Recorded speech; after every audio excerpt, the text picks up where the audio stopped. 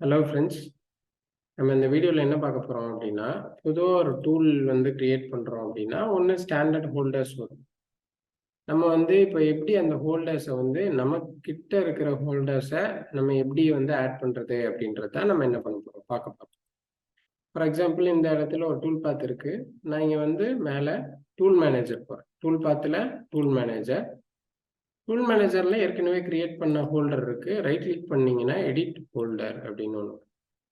இந்த edit ஹோல்டரில் first இருக்கிறத நான் டெலீட் பண்ணிக்கிறேன். எதுவுமே இல்லை. இப்போ உங்களுக்கு கஸ்டம் மேடாக நீங்கள் ஆட் பண்ணுறீங்கன்னா ஆட்னு கொடுத்துட்டு இதோட டயமீட்டர் கொடுத்துக்கலாம். இப்போ 32 டயமீட்டர், பாட்டம் டாப்பு 32 டயமீட்டர், அதுக்கு கீழே வந்து ஒரு 20 டயமீட்டர், அதுக்கு கீழே வந்து பார்த்தீங்கன்னா 20 டயமீட்டர், கீழே 10 டயமீட்டர், ஹைட் ஒரு 70 mm அப்படின்னு கொடுத்தோன்னா இந்த மாதிரி ஒரு ஹோல்டர் வரும். இப்போ நான் இதை வந்து ஃபினிஷ் அப்படின்னு கொடுத்துட்டேன்னு வச்சுக்கோங்களேன். பேஜை கிளிக் பண்ணி என்டர் பட்டன் கொடுத்துட்டேன்னா இப்போ பேக் பிளாட் இந்த இடத்துல ஹோல்டர் நீங்கள் ஆட் பண்ண ஹோல்டர் வந்து உங்களுக்கு என்ன ஆகுது வருது. ஸோ இந்த டூல் பாத்தில் இந்த மாதிரி எடுக்குது. இல்லை நம்மக்கிட்ட கஸ்டமர் எண்ட்லேருந்து நம்ம ஏற்கனவே மாடலோட ஹோல்டரு அவங்க டூல்ஸ் எல்லாமே வாங்கியிருக்கோம் அப்படின்னாலும் சரி, இல்லை ஆன்லைனில் நீங்கள் இப்போ சீக்கோவெல்லாம் எடுத்துக்கிட்டிங்கன்னா அவங்க வெப்சைட்டில் அவங்க விற்கிற ஹோல்டர்ஸ் எல்லாமே வந்து பார்த்தீங்கன்னா உங்களுக்கு வந்து மாடலாகவே கொடுத்துருவாங்க. ஃபார் எக்ஸாம்பிள் நான் ER25 இது வந்து ஒரு ஹோல்டர் வந்து எடுத்திருக்கேன். இப்போ இந்த ஹோல்டர் தான் நான் யூஸ் பண்ண போகிறேன்னு வச்சுக்கோங்களேன். ஜஸ்ட் இந்த மாடல் மட்டும் இருக்கிற மாதிரி நீங்கள் எடுத்துக்கணும், சரிங்களா? இந்த மாடல் மட்டும் இருக்கிற மாதிரி நீங்கள் வந்து ஒரு ஃபைல் மட்டும், ஒரு பேஜ் மட்டும் எடுத்துகிட்டு இந்த மாடலை வந்து சேவ் பண்ணிக்கலாம். ஸ்டெப் ஃபைலாக சேவ் பண்ணிக்கணும். வேறு எதுவுமே இருக்கக்கூடாது. லைன் மார்க்கோ வேறு எந்த டீட்டெயில்ஸும் இருக்கக்கூடாது. இதை வந்து எடுத்துகிட்டு சேவ் பண்ணி வச்சுக்கோங்க ஸ்டெப் ஃபைலாக. நான் ஸ்டெப் ஃபைலாக ஆல்ரெடி சேவ் பண்ணி வச்சுருக்கேன்.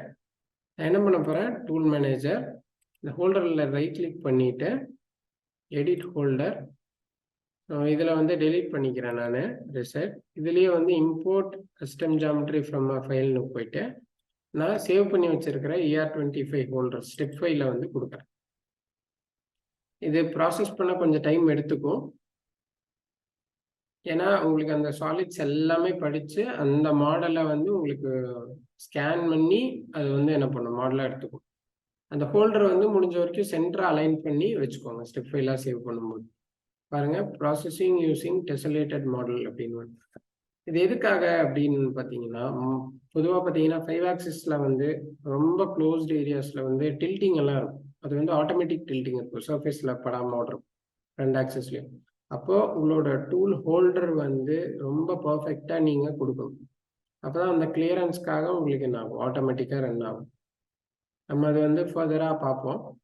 அதே மாதிரி ரொம்பவே இம்பார்ட்டன்ட், அப் டு 3 ஆக்சிஸ் வரைக்கும் இம்பார்ட்டன்ட் இல்லை. இதே 4 ஆக்சிஸ் சைமல்டேனியஸ் போகிறோம், இல்லை 3D மோல்ட் அண்ட் டையில் கூட சில ஹோல்டர் ஸ்பெசிஃபிகேஷன்ஸ் இருந்தால் நம்மளால் வந்து ஈஸியாக ஐடென்டிஃபை பண்ண முடியும். கோர் எல்லாம் ஓட்டும்போது நம்மளுக்கு ஃபுல் லென்த் பிடிக்கணுமா இல்லை கம்மியான லென்த் பிடிக்கணுமா அப்படின்றது எல்லாமே ஈஸியாக நம்ம சென்ஸ் பண்ண முடியும்.